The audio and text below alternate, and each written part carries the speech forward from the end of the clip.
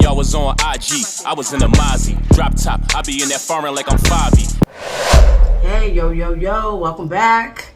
And thank you for visiting, sharing, and subscribing to my YouTube channel, Black Chucks and Convos.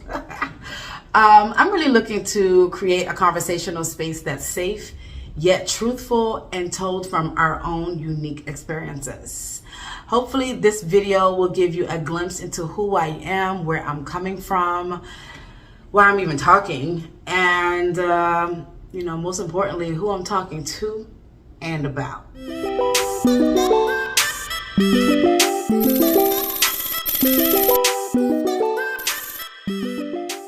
Now, I've always loved colors, fashion, beauty, hip hop, pop culture, hair, all of the things. But I've also loved conversations, understanding one another, building on diverse perspectives, and a place where I can ask all of the questions, facilitate learning, educate myself and others on different cultures, because I do believe that this is the bridge to unity. So, Black Chucks and Convos, you may wonder where that came from, or you may not be, and I'm gonna tell you anyway. On my 40th birthday, I needed a theme. I wanted to get some friends and family together at a dinner, and I thought about, like, who am I? And at the time I was in my Black civil rights, Black history bag, like heavy, you know what I'm saying? So just kind of thinking, because my late mom is not here, and she was the one who really kind of educated me on the Black Panther Party. I figured let's do all black. Let's wear all black. We walk in this restaurant and we'd be in solidarity. We'd be in uniform. We would look like we mean business, you know, and it reminded me of a movement. So I first thought about that, and then I was like, okay, another way to make sure that we were uniform, and I thought it was pretty cute and a play on words was to use Convos, like Converse, right? Black Converse sneakers. And I also wanted to bring to the table literally topics that affect Black people, so that at least in this dinner time, we're not talking about fluffy fluff. We are talking about real things, and once you leave this table, you would have known something more than when you came, because I do believe in the power of building with one another, you know, just different perspectives. I just, like I said, I just love that. I put it together, and we all came in our black, and we put our Black Convos, or Converse, or Chucks, as you will say, which can be interchangeable between Chucks and Converse, if you don't know that. And yo, we look sweet. Like, I loved it. And I also saw the diversity and variety in how you can wear them. To me, they speak to being a rebel. So, like, for instance, you can wear your Chucks or your Converse with a tutu, or you can wear them with a dress, with a skirt. You can wear them with jeans. You can wear them with a tuxedo. You can wear them with a dress. We mean business, but not strictly. You know what I'm saying? I thought it was a good pick. Plus, again, I loved Converse, and I thought it was a good play on words with Convos. Black Chucks and Convos, okay? I thought it was clever.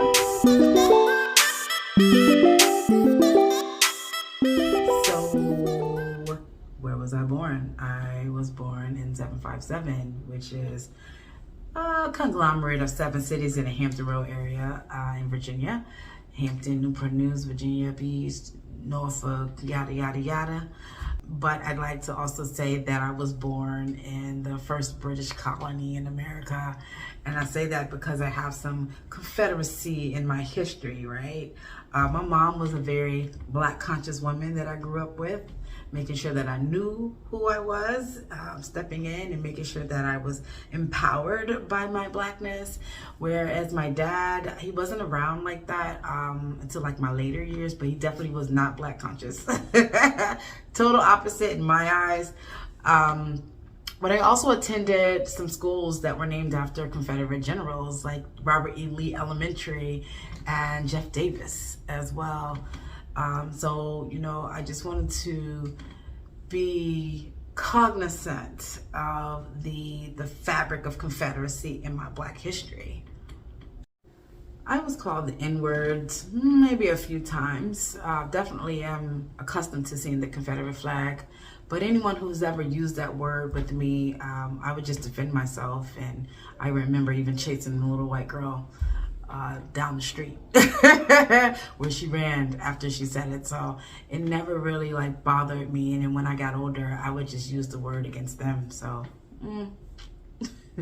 my high school was pretty diverse, but college I went to Virginia Commonwealth University, which is known as VCU, in Richmond, which is the capital of Virginia.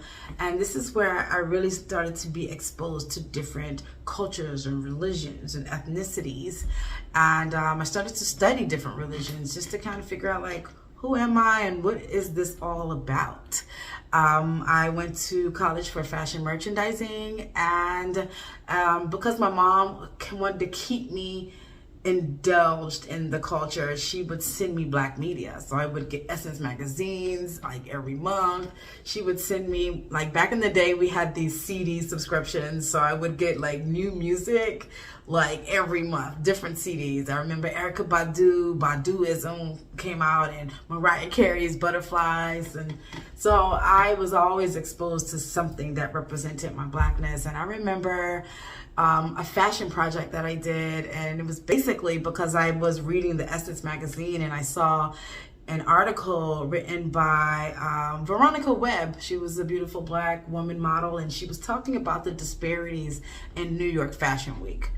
And I was just like reading it, it's just like, oh my God, and just seeing all these pictures of where there was usually only like 1 or 2 Black people in the lineup as models during Fashion Week. And so I actually did my project, and I presented this project to my fashion class, my fashion instructor, and I got an A on it. So like I knew I was like getting into something here.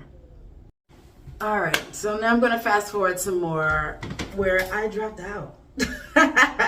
Thank God, because I didn't have a heavy college bill. But what I did decide to do was, hey, look, this college thing really isn't for me. I was pushed to go. I really don't even know why. I just went. But I knew that I loved fashion, and I decided that I was just gonna, quit school, and I'm just gonna move to New York, like where all the fashion is happening. And I also want to be rich. So like, why not? It's a rich place, New York City, and it's also rich in fashion. So I packed up my things and moved to the School of Hard Knocks. And that's where I got even a bigger dose. I had to learn all this stuff by myself. I had no family there. It was just me and my other friends from my high school that were like, kind of taking me under their wing. Shout out to them. You know who you are.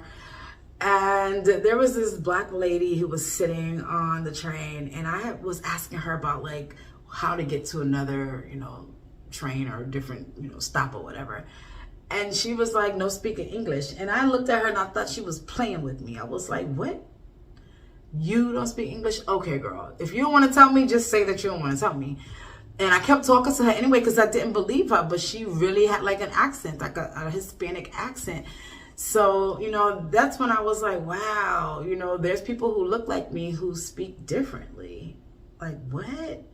I remember also my mom coming to visit me once, and we went to a Subway sandwich, and it was like this beautiful, like deep skin toned man who was serving us, and he had this bone straight Black hair, and I had never seen anyone like that in Virginia, like ever. And I was like, oh my God. Me and my mom was like, oh my God, like what is he?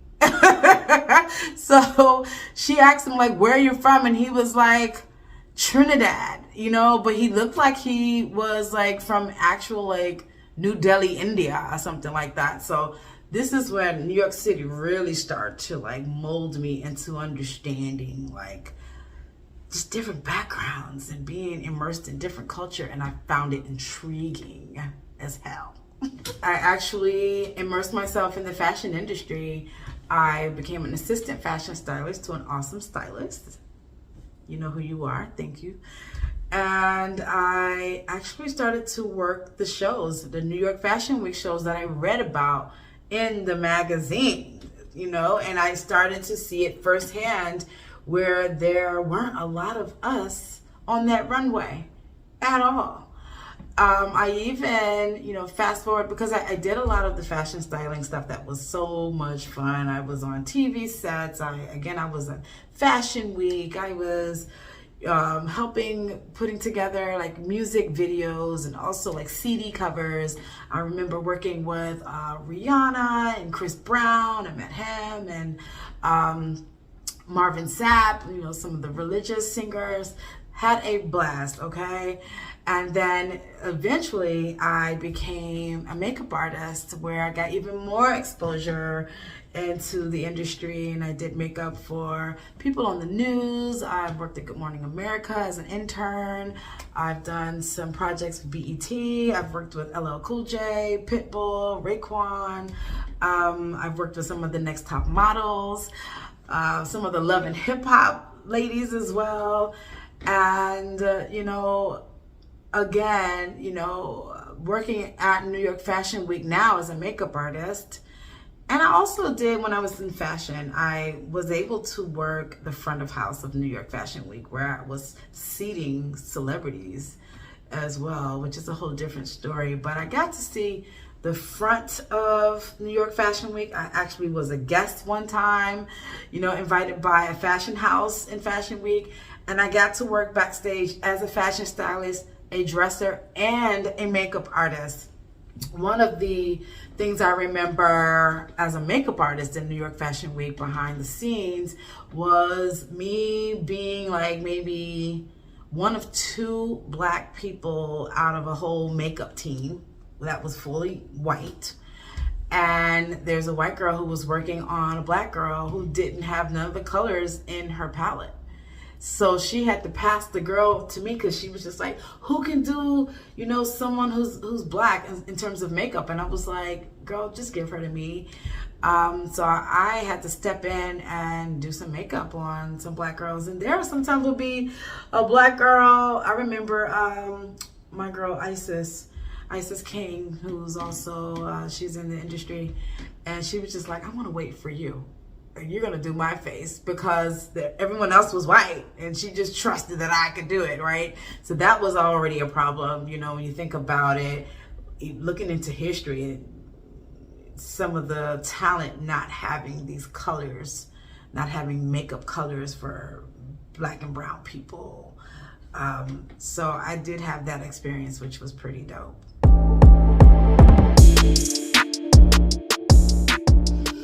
Okay, so now let's speed up to how I get here from all of that there.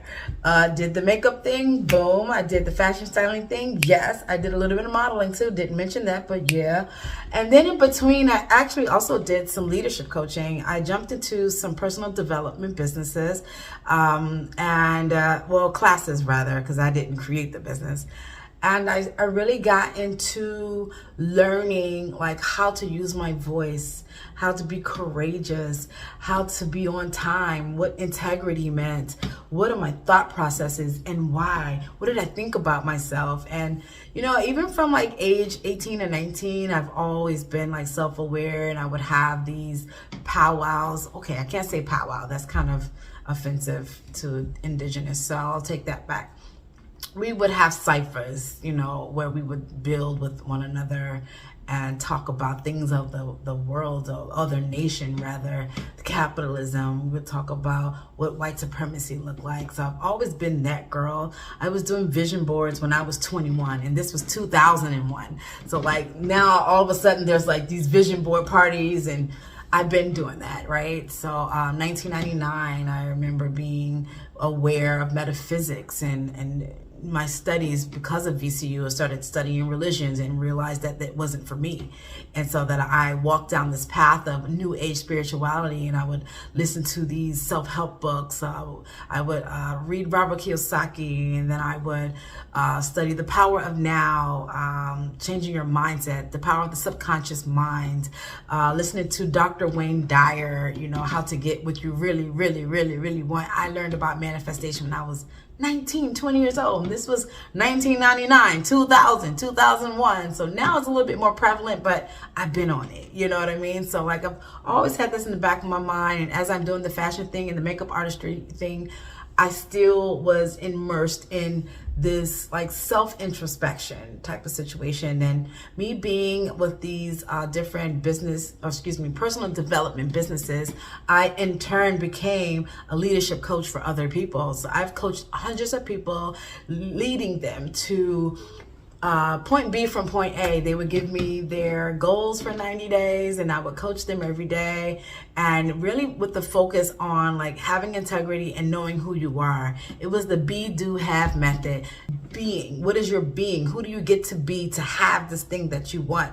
And then you get to create how you do it. But being clear about the being part was very important. All right, so fast forward, all right, and keep going. Then the market changed. This is when internet just came like boom out there. Instagram was like popping. Social media was on, like Facebook. I had MySpace, all of that. So with all of that came the Instagram model and the Instagram makeup artist. And now we have influencer marketing in these areas. And because they were doing it self-made on some DIY-ish, they were being approached by production houses who were cutting budgets, because now as a makeup artist, they wanted me to do hair and makeup for peanuts. And I was like, no ma'am, no ham, not doing that. I'm in my 30s, I'm not standing on my feet, I'm not doing all of that, I'm not going back to school for anything, and you can just forget about it. So they were reaching out to these influencers, okay, let's say that. And they would come in to these production houses with these low rates because they had no idea how much to charge. They didn't even know etiquette on set. They didn't know any of that. And so they would come in with a lower budget. And when I came in with my regular budget, they would frown upon me and I would get rejected for the job. So guess what? This girl needed to get a job. So I ended up in an advertising agency out of nowhere. As a receptionist, I knew that I could do this job with my eyes closed because I've always been customer service led. I, naturally love people, love greeting people, meeting new people. I was really good at welcoming people. So I knew that I could do this job with my eyes closed. And plus I just needed the steady money right now until I figured out what the next thing was. But this is when I started to notice the marketing industry, and it was a huge disparity in terms of race. It was predominantly white people working in this agency, but we were holding brands that marketed to Black people. Okay, so I worked at an ad agency and they were responsible for the slogan, and you know what it is. Just do it. Everyone knows Just Do It by Nike, right? So Nike was one of our accounts. Jordan was one of our accounts. Sprite was one of our accounts. Wow. And the first thing that I noticed on the Nike Jordan team was there weren't any Black people on the team. And I was like, well, where they do that at? How are you putting these commercials out and there's no Black people on the team? Let me back up. There was one Black person on this team, but his job was to focus on the social media side. Other than that, that was it. So I started to become aware that I'm sitting in a predominantly white industry here, and I could count the Black people on one hand that's sitting in here. And there was a running joke between an employer, and another employee, a coworker, and he would come to my desk and say, oh, there's another Black person we hired. Now we make up 0.6% in here. And we would laugh, but we laughed to keep from crying. What I would say the beauty of this place was that they were so open to creativity, and they were open to new events, and they were open to their employees speaking up. So keep that in the back pocket. Now we're getting into 2016. We have Philando Castile, we have the Alton Sterlings, all of these calamities of Black people being shot by the police unjustly. And mind you, I didn't mention this, but I'm still carrying on my consciousness while I'm living in New York. My first march was for the killing of Sean Bell. Now we have another one coming up with Philando and Alton Sterling, and for some reason it just really triggered me, like really hard. So I went to my boss and I told him, like, yo, I'm not really like up to working today and I'm not feeling this, and I just started to cry. And from there, he let me go home, which was dope. We started having these racial workshops in our job.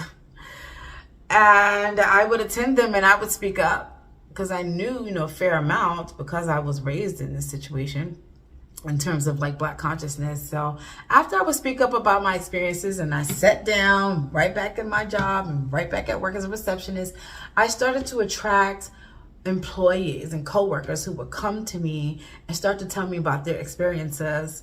And then they started to tell me about their experiences inside of the organization. And so I wasn't okay with that. And I took myself up to HR and was like, what's going on? Like, these people are experiencing these things. What do you have in place to deal with that? And they would stall me, and we're dealing with that. We'll handle it. We're gonna have more conversations about that. Oh, we're thinking about a diversity, department or a hire. But, we'll keep having conversations. And they kept telling me they're going to have conversations for about 1.5 years. In the meantime, I started to learn the game of certain things. And I started asking them to send me to these diversity workshops. And I did that. Go back to HR, like, yo, where's your diversity? Like, what's going on? Like, now it's 1.5 years later. And I realized that they're just pulling my leg. So I said, I'm going to go to the horses myself. So I went to the managing director, which these are like the 2 top people in the office. And I also went to, I believe it would be the creative director. I can't think of the names right now. I'm like also getting sleepy. But the 2 head honchos of the office. And I also had a bunch of people who were backing me. And I didn't mention also, as I'm doing this, I had already created employee resource groups, meaning like groups that represent marginalized communities, like the Black group. We had an LGBTQ group, we had an Asian group, Hispanic group, and so on. So I had a bunch of people who were in my ear like, yo, you should apply to be the diversity person here since we don't have one. And you've been talking to HR and they have been like pussyfooting. So what you're gonna do? And one person was like, I'll even help you with the presentation. And I was just like, well, bet, let's do this. And so the presentation came together. And I took my little happy tail in that boardroom and I sold them this idea that, hey, we need diversity person here. I'm the person that's going to do it. And if you don't, this is what's going to happen. So that was like December of 2019. And then I went to Ghana.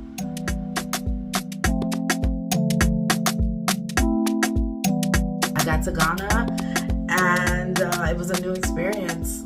So I'll talk about that later in another video, but this is where I start to get more education on the disparities between Black people and the Pan-African community, where a lot of them didn't really understand what Black Americans were going through over here, and we didn't understand what they were going through, and there were stereotypes pointed at each other. A lot of us were raised here to think that Africans were these primitive people who didn't have electricity or whatever, or they were violent and walking around with no clothes.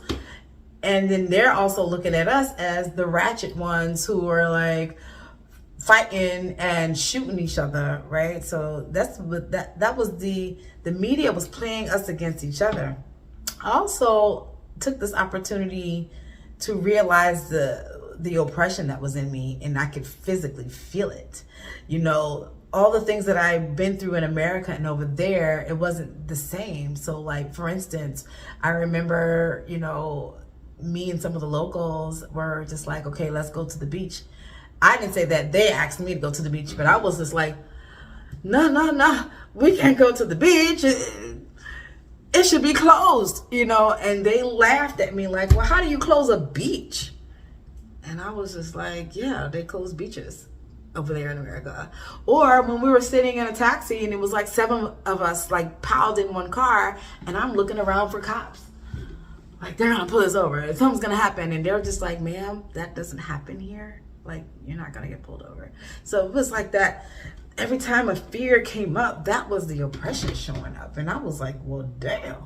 They called me the scary American girl once I left there. But I also started to look at you know, while I visited the slave castles over there, the similarities of like the slave castles to mass incarceration, it was so similar how it was built. It was almost like a stamp, like the same way that they treated the slaves, the same way they treated people who were enslaved in these castles are the same way they're treating people who are locked up and, you know, behind bars in America. So I thought that was really bizarre. And I also likened the way that they sold people who were enslaved to the same way capitalism sells products, and how, you know, this advertising agency and how we marketed things were very much like they were selling people on the block, you know, and how we're marketing to Black people and not hiring them. Like, it was all coming full circle. But I am given the job to be a diversity and equity manager, like in the middle of the pandemic. This was months later after I had pitched them in December of 2019. So I became this DEI person. And then George Floyd happened the next month. And then the organization started to panic and crumble.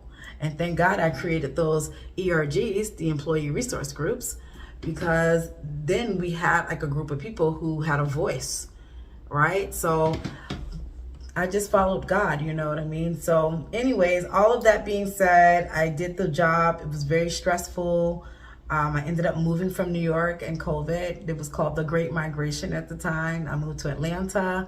Had some issues at work, which I'll talk about in other videos. While I was still working from home, I ended up quitting and I got a job at Google as a contractor, and I started to use my education and experience towards the marketing campaigns that Google was doing for their products. And what I would do is review their work, their commercials, or before there were commercials, I would review, you know, the drafts, like what is the writing looking like, and what is the pre-production looking like before it's out there for you all to see. I would determine if it was inclusive enough.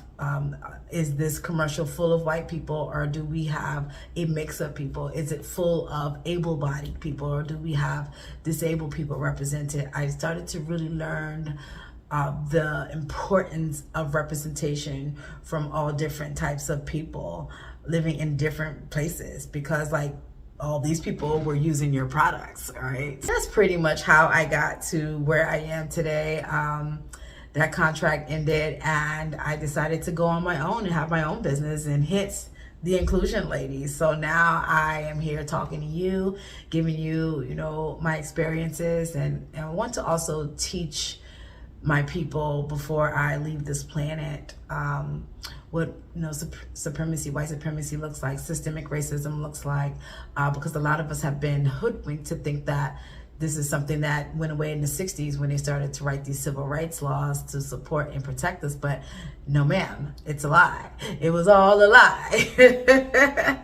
Shout out to Carly Red. But I am here to bring up those situations that point to systemic racism, white supremacy, even understanding what Karens look like and how they always been in our lives, and the beauty standards of what we have today that are focused on Eurocentric characteristics, or how, you know, things keep showing up in pop culture and these reality shows in regards to colorism, or how Black women tropes are played out in our TV shows, like the Jezebel or the Mammy, or the Sapphire, the one who's very sassy, right? We keep repeating the same cycles, and as the generations start to, you know, be born and we move forward, and they keep pulling the wool over your eyes to tell you that racism doesn't exist. And even more today, now we have politicians that are so adamant of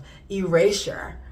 In other words, trying to gaslight you and tell you that we've never had a racist country. And, you know, I think the more that these statues and monuments came down through the power of diversity and equity and inclusion, this is where now the counteract is to erase more of our Black history, erase the American history that has enslaved us and continue to oppress us. So their job is to erase everything. And by the time these other generations come up, then they won't know what's going on, and they're so far in virtual reality that they don't even know what's being done to them, right? And I'm not here for that.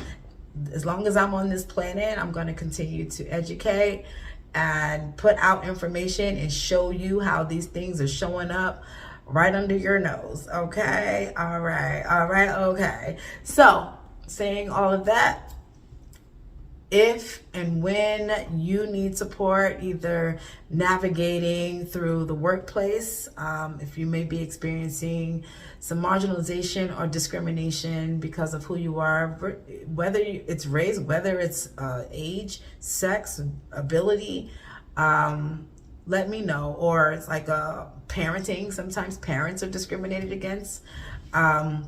I'm here to support you with that. I can walk you through that as an employee. And also, if you're a company who's interested in creating an inclusive environment for your employees so that they can feel like they belong and they can thrive, I'm also here to help you with that. That's what I do as the inclusion lady. So I will have all the information for you to contact me in this video. And yeah, I'm just so glad. I talk a lot. I'm not going to apologize for that, but hopefully you're still with me and you hear me and you feel me, but I am here for you, okay?